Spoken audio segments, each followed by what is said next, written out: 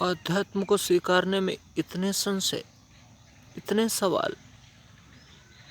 जो सत्य है, जो ब्रह्म सत्य है, उन ब्रह्म की स्वीकार्यता पर इतने प्रश्न,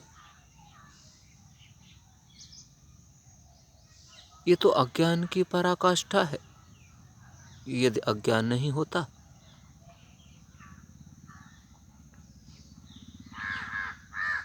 तो ये सवाल नहीं उठते। इन सवालों का उठना ही तो अज्ञानता का परिचायक है।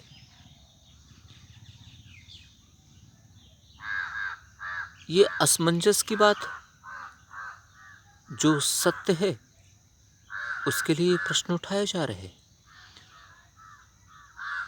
केवल ब्रह्म ही सत्य है, उसके लिए प्रश्न उठाए जा रहे हैं।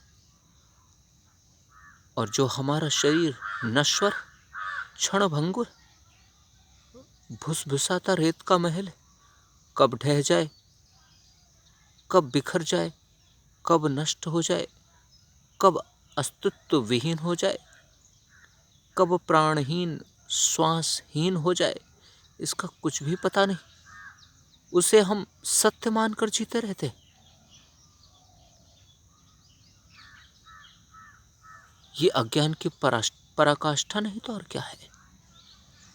सत्य को सत्य ना मानना, सत्य को सत्य मानने में सवाल उठाना, और जो अपना स्वयं का शरीर है उसे सत्य मानकर, जो कि असत्य है, सत्य मानकर भ्रम में जीते रहना, और इस भ्रम में ही जीते जीते न जाने कब चल देना, यही तो अज्ञान है। यही तो बोध नहीं। यही तो ज्ञान और अज्ञान में अंतर।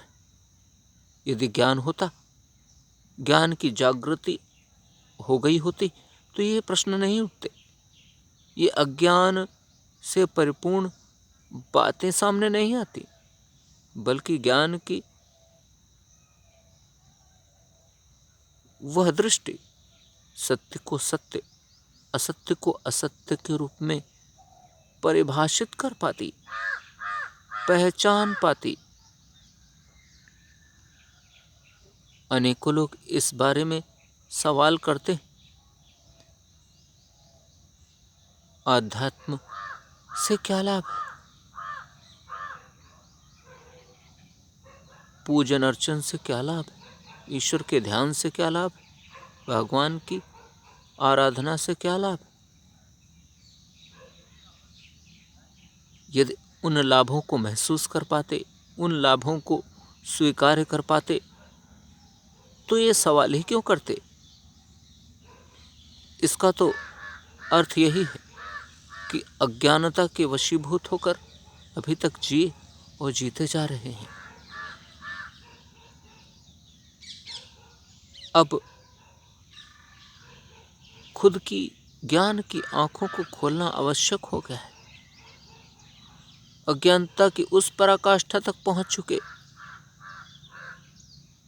जहां पतन के बहुत बड़े गर्त हैं, जहां से वापस आना असंभव सा है।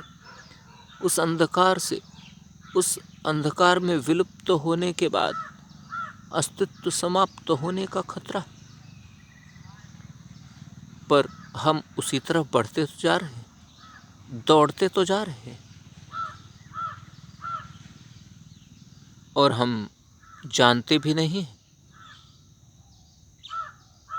मान भी नहीं रहे, जानने की कोशिश भी नहीं कर रहे, संभलने की कोशिश भी नहीं कर रहे। यही अज्ञान की भयावह स्थिति